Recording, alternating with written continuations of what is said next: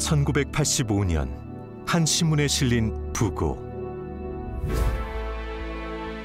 사장들이 도망가기에 바쁜 6.25 아침. 사원들에게 쌀을 나누어주고 주식의 3분의 1을 사원에게 나누어준 사람. 밑에서 일하던 사람에게 조건 없이 집 한 채를 사주며 30여 명의 출판사 사장을 만든 사람. 김익달은 같다. 매우 특별했죠. 매우 특별했죠. 우리들한테는 그냥 자상한 아버지였고 자상한 선생님이셨고 큰 그릇이죠. 그 불가능한 일을 했다고 생각이 들어요. 봉사를 넘어서 이제 헌신이었다. 헌신. 정말 대단하고 이거 약간 보통 사람은 할 수 없는 일 아닌가? 어떻게 그런 생각을 하셨는지 전 모르겠어요. 탁월한 선각자 아니겠어요? 누군가는 그를 선각자라고 했고 처음에는 이 사람 바보 아니야. 누군가는 바보라고 할 만큼 세상에 헌신한 사람.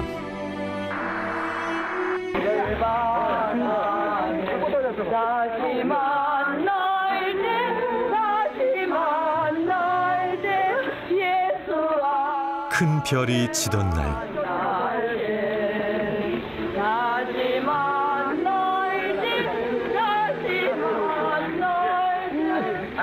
깊은 슬픔에 빠진 조문객들로 인산인해를 이룬 장례식. 마지막 가시는 길을 배웅하기 위해 전국 각지에서 달려온 애도 행렬이 끊이질 않았는데 과연 그는 누구이며 어떤 삶을 살았던 것일까? 인재를 기르는 장학사업가, 출판계의 대부이자 한국 출판문화의 증인, 고독한 이상주의자, 그리고 세대를 초월해 그를 부르는 또 한 가지 이름. 선사님은 김익달 선사님께서 김익달 선사님께서 처음에 장학생끼리는 선사님이라고. 그 선사하는 게 먼저 태어난 스승이나 우리보다 먼저 살다 가신 스승. 예, 그래서 저희가 이제 선사님이라고 자연스럽게 부르게 된 것 같아요. 세상을 떠난 지 어느덧 40년이 흘렀지만 많은 이들의 마음에 그는 여전히 살아있다. 처음 뵀을 때는 그 빛이 났다라 그럴까요? 후광이 보여요. 저한테 후광이 보였어요. 생각보다는 키가 작으신 분이구나. 얼굴이 참 부드러우셨다는 느낌이세요. 큰 사람 김익달, 세상의 미랄이 되다. 1916년 5월 9일이야 태어나신 게. 경상북도 상주에서도 아주 산골에 무지무지하게 가난한 그 소장농의 7남매 중에 5째로 태어나셨어요. 대구 서문시장에서 이제 심부름하면서 이제 하다가 일본에 가면 이제 돈을 벌 수 있다는 그런 얘기를 들어가지고 17살 때 이제 일본으로 밀항을 하는데요. 혈혈단신, 무일푼으로 시작한 일본 생활은 결코 만만치 않았는데 일거리가 없으면 공사장에서 벽돌을 짚고 오르내리고 그러다 어떤 때는 굴러 떨어지는 적도 있고. 고생 끝에 기회가 찾아왔다. 한 인쇄소 주인의 소개로 서점에 취업을 하게 되고 서점에는 조그마한 그 골방이 딸려 있는데 거기서 먹고 자면서 이제 서점 일을 하는 거예요. 그러니까 거기서 먹고 자고 한다는 거는 24시간 책과 같이 있는 거잖아요. 거기서 이제 독학으로 중고등학교 와세대 대학 상과 과정까지를 혼자 공부를 한 거예요. 내가 이 다음에 돈을 벌으면 나같이 가난하고 불쌍한 애들 그런 사람을 공부시키는데 자기가 최선을 다하겠다. 그 당시 서점의 주인이 이제 김익달 선사님이 워낙 열심히 하니까 이 서점을 이제 김익달 선사님한테 이제 물려주겠다.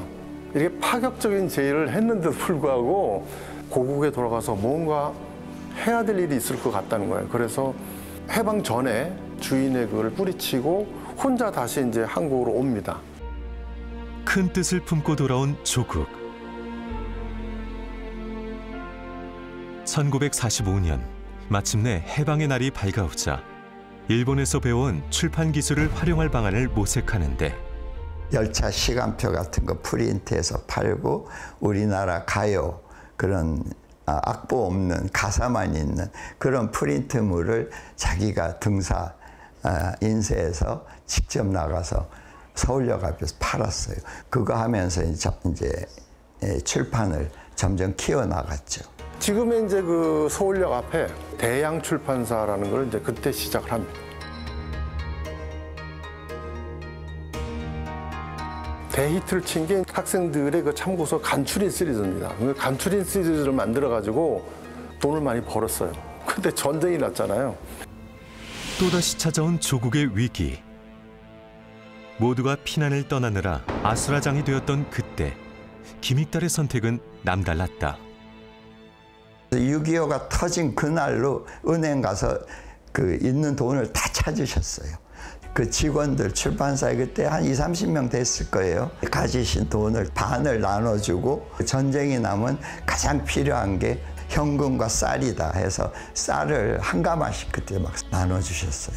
대양 출판사에 그 납품한 그런 업자들을 다 불러 모았어요. 불러 모아가지고 일단 다 줄 테니까 나눠줄 테니까 빨리 가지고 피난을 가라.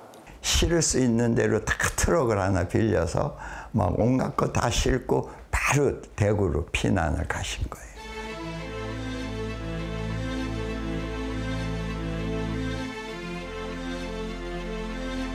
전국에 피난민이 몰려든 대구의 상황은 너무도 처참했다.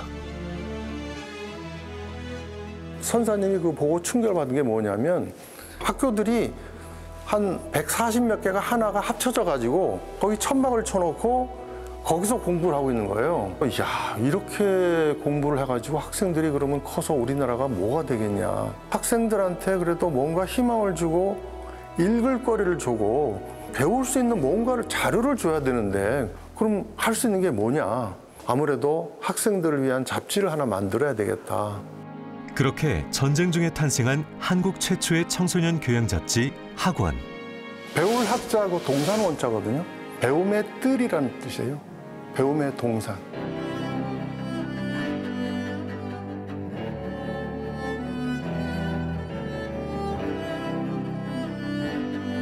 불행한 이 나라 학생들에게 마음의 양식이 될 만한 것을 드리고자 하는 본래의 뜻만이라도 알아주었으면 이 이상 더 고마운 일이 없을 줄로 생각한다. 사람이 막 죽어가고 정말 피비린내가 온 강토에 넘치는 그런 시대에 제정신인 사람이 아니고야 어떻게 이런 잡지를 창간할 수 있겠습니까? 창간을 하면서 1호에 창간호에 장학서에 뽑는 공고를 한 거예요. 나처럼 가난해서 공부 못하는 학생들을 키우겠다.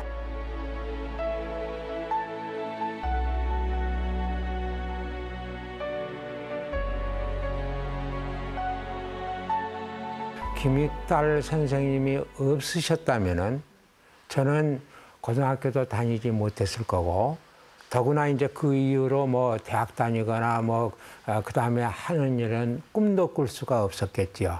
근데 김익달 선생님을 만나면서 제 삶이 완전히 바뀌었다고 볼 수 있어요. 야, 너 등록금은 어떻게 하냐. 그래서 우리 저 학원사에서 받는다. 그러면 아이고 참.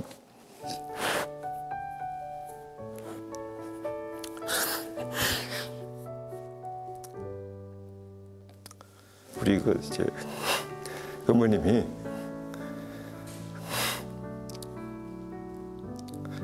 아이고 부모보다 낫다, 부모보다 낫다 하고.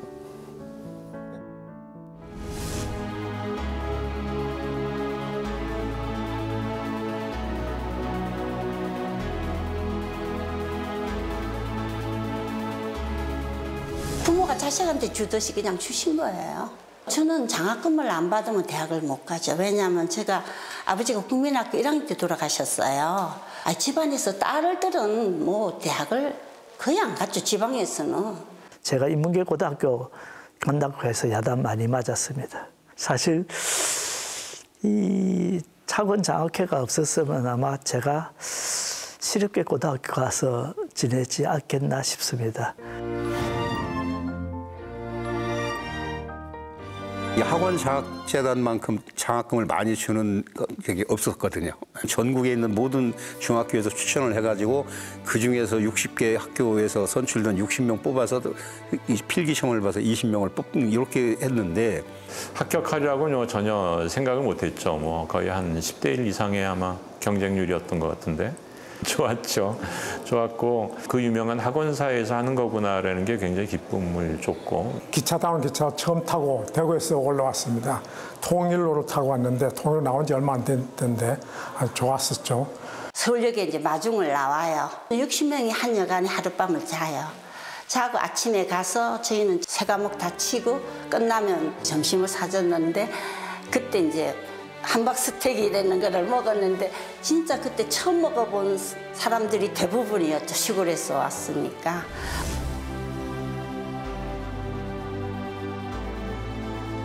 항상 보면은 그 책을 읽거나 아니면 교정을 하시거나 눈이 항상 맑았어요. 맑고 오시면 정말 이렇게 따뜻하게 반겨주시고 여름 되면은 꼭 그 전국의 학생들을 불러 모았어요. 뭐 호텔 구경도 그때 처음 했고 스테이크도 처음 먹어봤고 서울 와가지고 제일 좋은 것만 먹고 다녔는데 그게 이제 나중에 세월이 흘러서 생각해 보면 정말 그 양반은 우리들을 많이 사랑을 하셨구나 하는 생각을 하고 있고. 장학금만이 아니었다. 바쁜 시간을 쪼개어가며 장학생들을 만나기 위해 먼 길도 마다하지 않았다. 최종 합격자가 전국에 있잖아요. 널려 있잖아요. 근데 최종 합격자가 확정되고 나서 전국을 일주하면서 최종 합격을 한 가난한 학생들을 쭉 직접 만나서 학교 생활을 어떻게 하고 있는가 확인하시는.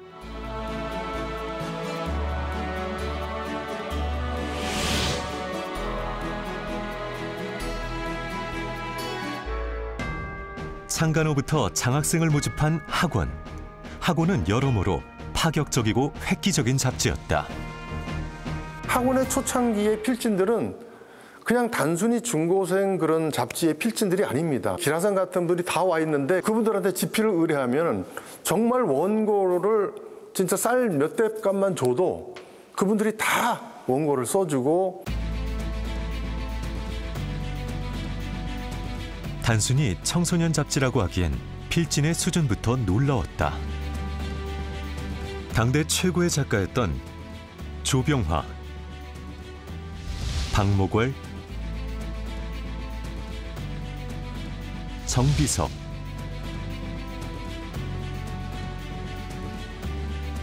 마혜송 등 네로라는 필진들이 대거 참여했던 학원. 처음부터 칼라를 썼습니다. 왜 칼라를 써야 되냐 그랬더니 우리가 지금 전쟁 중이고 학생들이 굉장히 지금 다 의기소침해 있다. 어렵더라도 색깔을 넣자, 색깔. 희망을 주자. 그건 굉장히 획기적입니다. 그리고 또 하나 획기적인 거는 말풍선이라고 그러잖아요. 이 말풍선이라는 게 없었어요. 그냥 그림이 있고 그 그림을 해설하는 글이 옆에 이렇게 달려 있거든요. 근데 그거를 말풍선이라는 걸로 이렇게 고쳐가지고 이렇게 만든 거예요. 처음으로.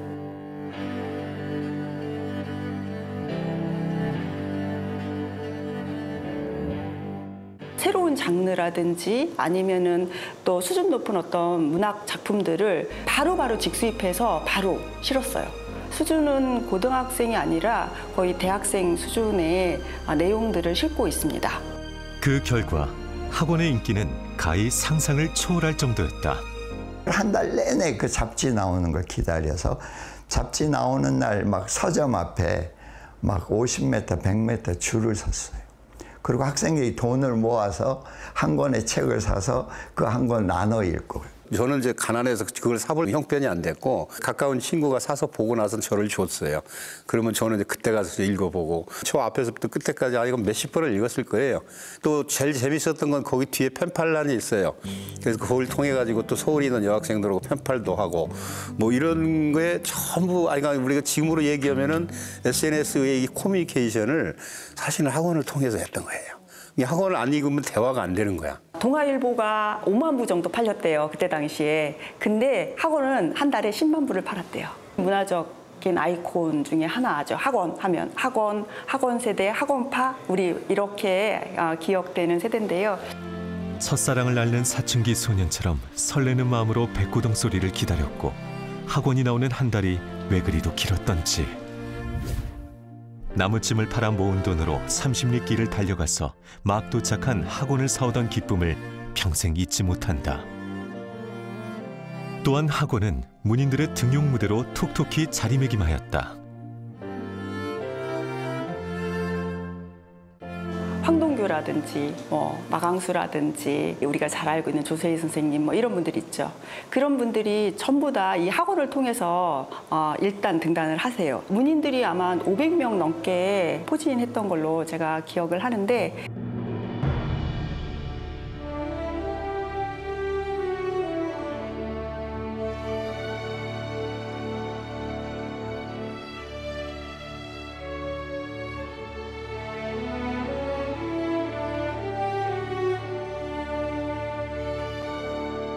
우리 문화를 움직이는 하나의 중심이 되었기 때문에 그때 당시에 50년대, 60년대 학원의 지향이 어땠느냐에 따라서 이게 변화될 수 있는 거잖아요. 그러한 것들을 학원이 다 담보했다고 볼 수 있습니다. 그때만 하더라도 한국에는 문화라는 게 없었잖아요. 근데 어떤 문화에 대한 그런 그 뿌리를 만들어 주신 게 아닌가 하는 생각이 들어요.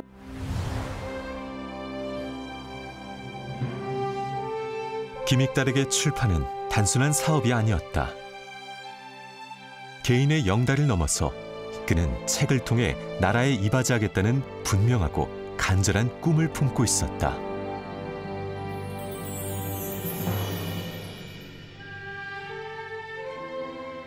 오로지 책을 통해서 모든 교육과 문화와 예술이 보급이 됐거든요. 그러니까 아버님은 그 출판을 통해서 그렇게 도전하신 거죠.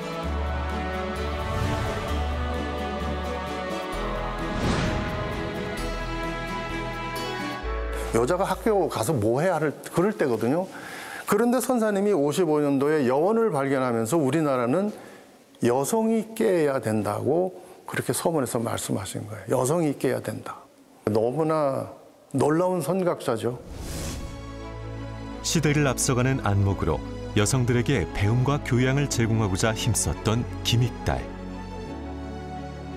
광주에서 고등학교 졸업하고 서울대 가겠다고 하니까 다 말리더라고요. 너 여자잖아. 그래서 내가 여자에서 어떻다는 거예요? 그러니까 이제 나 할 수 있어. 이렇게 해가지고. 여성들이 마음껏 꿈을 펼칠 수 있도록 아낌없는 지원이 있었기에 수많은 여성 리더들이 탄생할 수 있었다. 학원 장학생이거든. 이렇게 생각도 하고 본과 1학년 때 그 등록금이 기억이 나는데 22만 원이었어요. 저 같은 경우는 의대니까 예과 2년, 본과 4학년, 6년을 받았죠. 유일한 책이라는 게 잡지였어요, 잡지. 여원, 주부생활. 그다음에 이제 그 시골에 있는 친척들 집에 가면 농원이라는 잡지가 있었어요. 그게 알고 보니까 전부 김익달 이사장님이 창간하시고 했던 것이어서 아마 학원사가 없었으면 좀 문명인이 못 됐을 것 같은 이런 느낌. 그러니까 한국 사회에 큰 기여를 정말 하신 거예요. 그리고 또 그 당시에 우리나라 최초로 어린이 신문을 내셨어요. 어린이가 제대로 자라야 나라가 잘 된다는 생각을 가지고 있었고.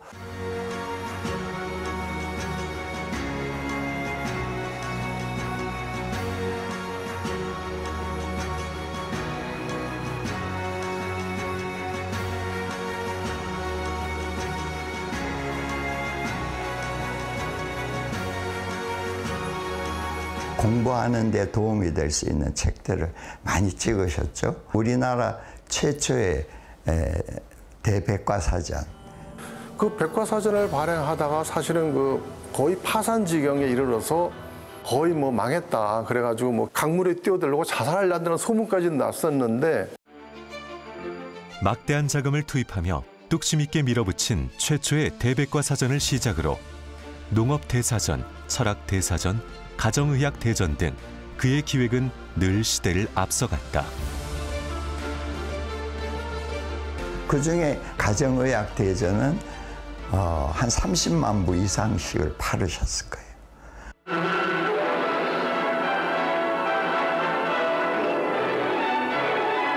1962년도 서울시 문화상은 예년과는 달리 무용, 방송 등 2개 부문을 더 늘려 14개 부문에 시상되었는데 출판의 김익달 씨.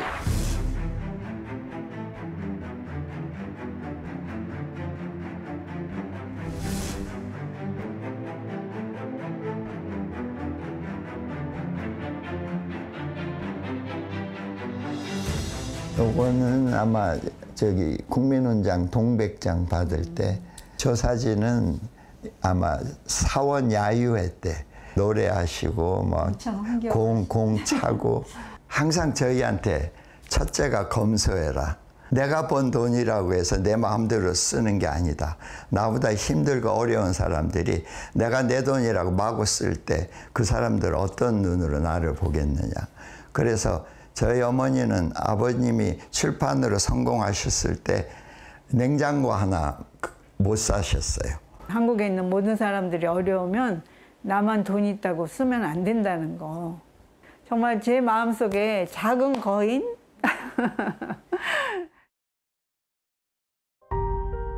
그러나 획기적인 기획이 늘 성공했던 것은 아니다. 대단히 크게 실패한 것도 많아요.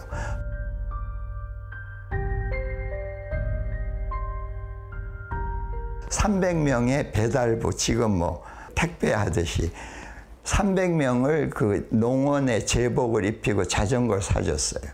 농민들한테 거의 무료로 배포하다시피 했어요. 이렇게 한 이유는 뭐겠습니까? 영리 목적이 아니라 계몽을 하고 싶었고 농민들도 좋은 농촌을 만들고 싶으니까 그렇게 하셨잖아요.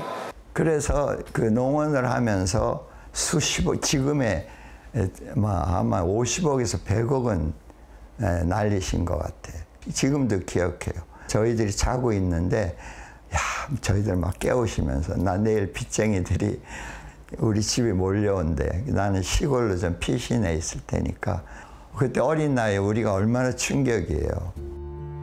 사재를 털어가며 무모할 만큼 농촌 잡지에 많은 투자를 했던 이유는 뭘까?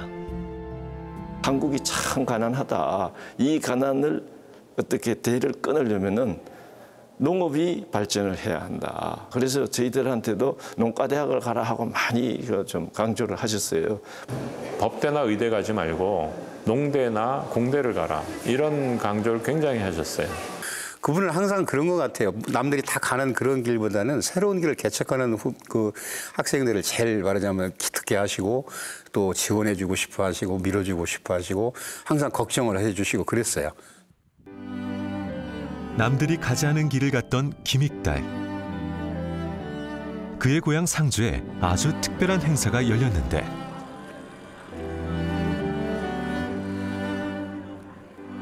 일 년 동안에 저희 박물관에 기증해 주시고 기탁해 주신 유물들을 갖다 공개도 하고 그분들에게 감사표도 드리고 축하하는 그런 자리가 되겠습니다. 다음은 학원 미랄장학재단입니다. 김윤명 이사장님께서 수여하시겠습니다. 감사패 학원 미랄장학재단 진심으로 축하드립니다. 장학생과 재단이 보관하고 있던 김익달의 유품과 출판물 245점을 상주 박물관에 기증하는 뜻깊은 날. 네, 축하드립니다. 저 보람스럽죠. 너무 영광이에요.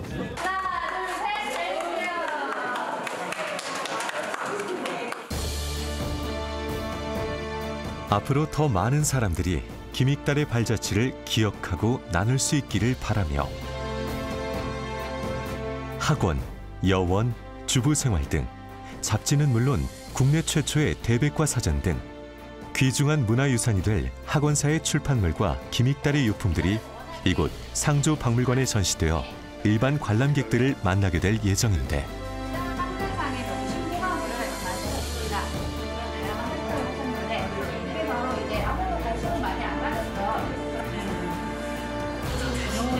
상주의 어른 중에 이 나라 대한민국이 건대화되고 나라가 잘 살게 되고 국민이 여러 가지 계몽이 되는데 큰 일을 하셨던 분이 계셨다는 것 대단히 오늘 자랑스러운 사실을 알았습니다. 그래서 앞으로 우리 시에서 그러한 선생님의 뜻이 이러한 그 전시회라든지 유물 관리를 통해서 더 많이 전파될 수 있도록 박물관의 역할을 잘 하도록 하겠습니다.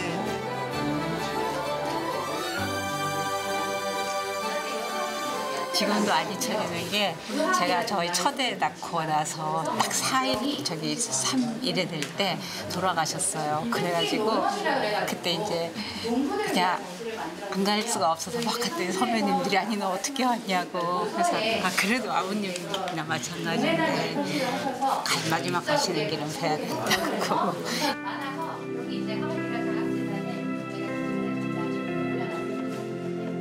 굉장히 인자하시고 이렇게 아주 자상하셨어요. 지금은 이제 여성 장학생들도 많지만 그때는 그렇게 많지는 않았어요. 그래서 저희들한테는 특별히 더 잘해주셨어요.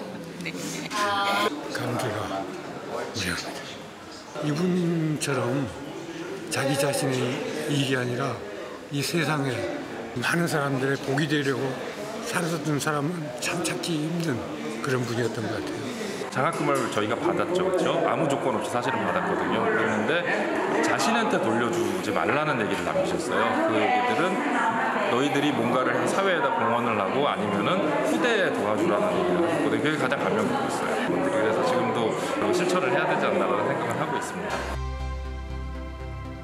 언제나 강조했던 말씀. 나에게 갚지 말고 세상에 갚아라. 학원 장학회는 그때까지만 또 재단이 아니었으니까 우리 가족이 살고 있는 집이 있는데 이걸 내가 재단에 기본 재산으로 기부를 해야 되겠다. 기부를 해야 되겠다는 사모님이 지금 완전히 까무러치는 거예요.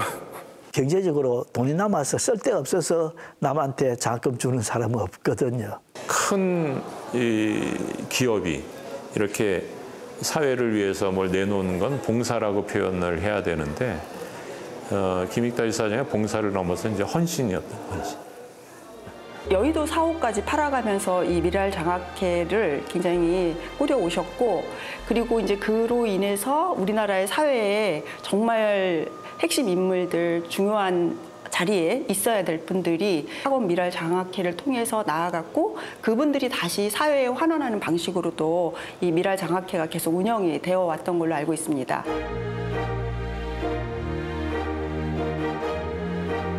김익달 선사님의 익자를 따서 버두자 써서 이구해라는 게 있는데 출판사를 하면서 밑에서 이제 그 똘똘한 직원이 있으면은 그 사람은 판권을 주어서 이제 독립을 시켜요, 출판사로. 그렇게 해서 독립시킨 출판사가 한 30여 개가 되거든요. 근데 그분들이 진짜 쟁쟁한 출판사가 된 거죠, 전부 다. 그분 중에 한 분이 이제 그 최덕교 선생이라고 그분도 나가서 이제 출판사로 독립을 했죠. 창조사라고.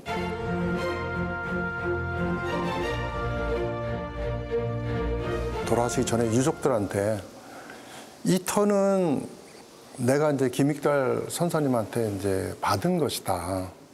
근데 그 유족들도 최덕교 선생님의 그 뜻을 받들어서 그 창조사 터를 우리 재단에 기부를 했습니다. 전쟁의 폐허 위에 출판사를 세우고 한국 출판의 역사를 만든 김익달의 뜻을 이어받은 여러 출판사들 중에 한 곳. 이곳 보리 출판사의 경영 철학 또한 세상의 잣대와는 사뭇 다르다.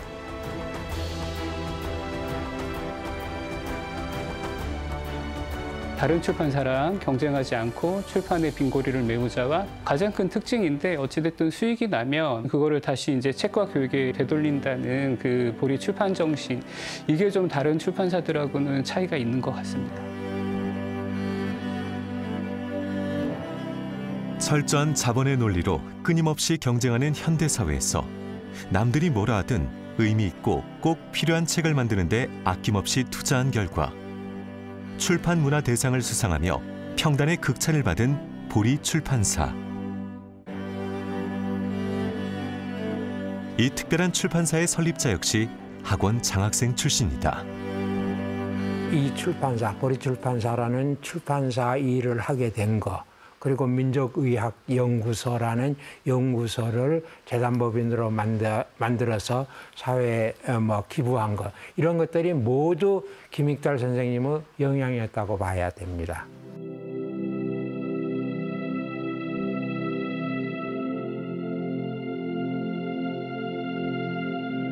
평소에 김익달 회장님의 꿈은 뭐냐면 나중에 농촌에 들어가 가지고 농촌 공동체를 일군다. 이게 꿈이셨거든요. 제 삶에 김익달 선생님이 영향을 미치시지 않은 게 없습니다. 제가 그 자기 아바타로 살아가고 있는 것 같아요. 김익달 선생님.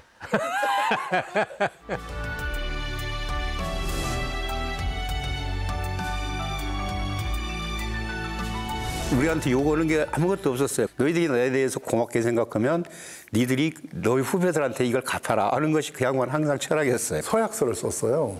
서약서 참 재미있는데 내가 이 장학금을 받고 이제 학업을 마치고 사회에 나가면 적어도 한 사람 이상씩을 나도 누군가에게 도움을 줘야 된다. 학원사 출신의 장학생들이 모여서 그분의 뜻을 우리가 다시 성결을 하자 해서 만든 것이 미랄장학재단이고 그 두 개의 장학재단을 합쳐가지고 학원 미랄장학재단으로 지금까지 이어오고 있습니다.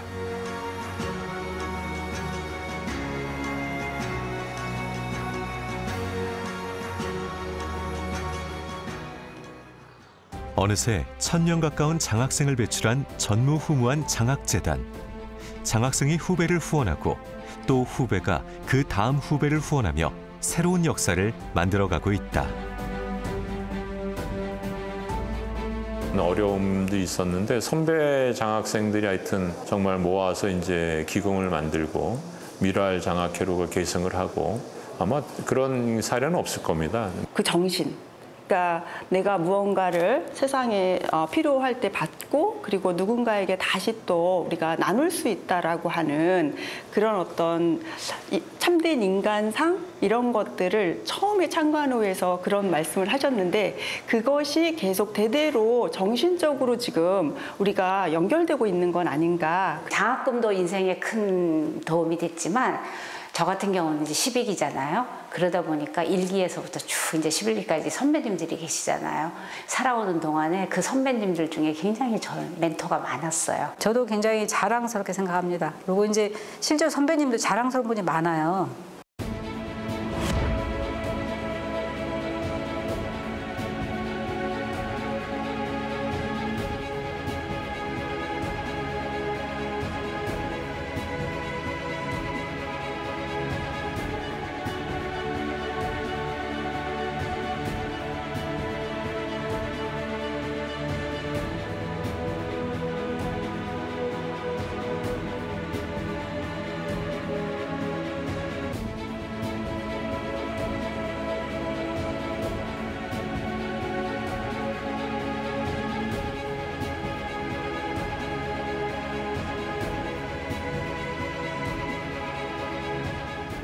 사실 이렇게 보면 되게 쟁쟁한 분들이 있잖아요. 그래서 나중에 안 거예요.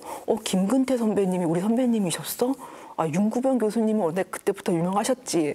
되게 멋있는 분들이 우리 선배님들이었다라는 것 때문에.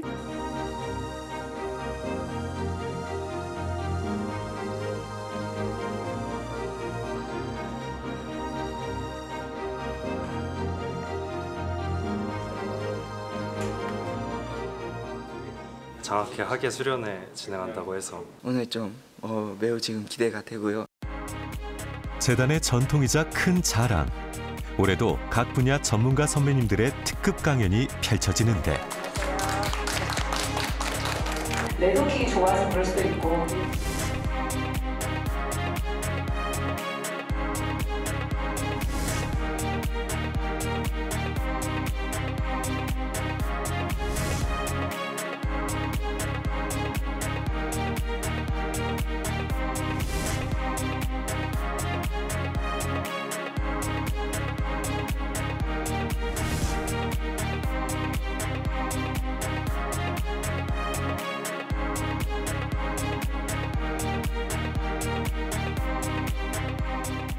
나도 이 선배님처럼 멋진 사람이 되고 싶다라는 생각을 가지고 워낙 훌륭하신 분들이 많다 보니까 저도 이제 미랄 장학재단에 누가 되지 않도록 열심히 공부하고 열심히 성장해서 선배님들처럼 후배 학생들에게 후손들에게 도움을 줄 수 있는 사람으로 거듭나고 싶다라는 생각이 들었습니다.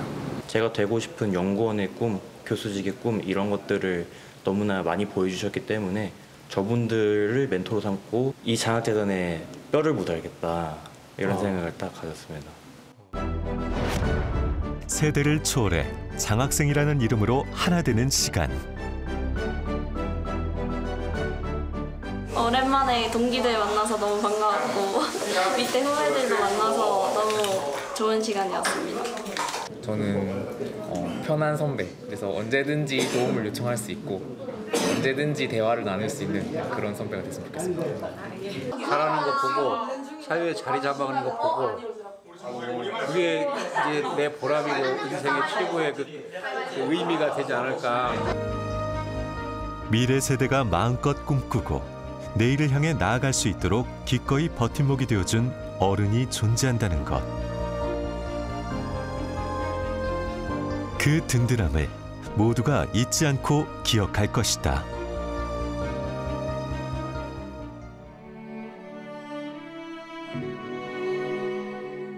한 사람의 선한 생각과 선한 의지가 씨앗이 되어 지금 얼마나 크고 아름다운 열매를 맺었는지 그분도 아실까? 아버님 감사합니다.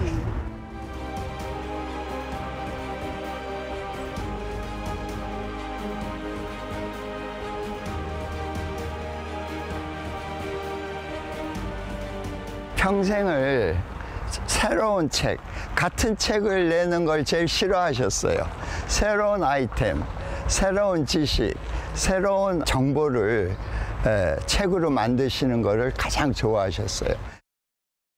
저희들도 선사님의 뒤를 이어 각자 세상의 미랄이 되신 선사님의 뜻을 이어가기 위해 오늘도 우리는 다짐하고 또 기억합니다. 선사님, 오늘날 제가 이 나이까지 이렇게 일을 할 수 있게 되고 한 것도 모두 선사님 덕분입니다. 감사합니다. 선사님 지금 계신 곳에서도 잘 계시죠?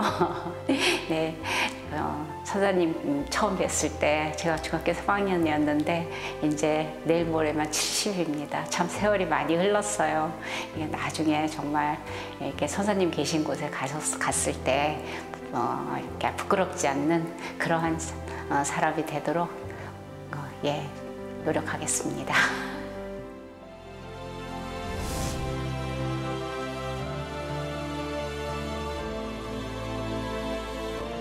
사람들이 나를 출판 사업가라고 하는데 나는 사업가는 아니었어요.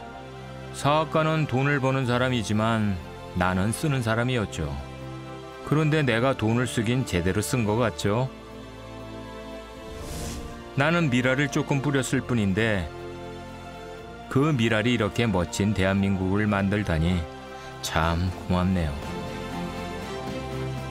나에게 갚지 말고 세상에 갚아달라는 내 말 잊지 않고 지켜준 여러분 고맙습니다.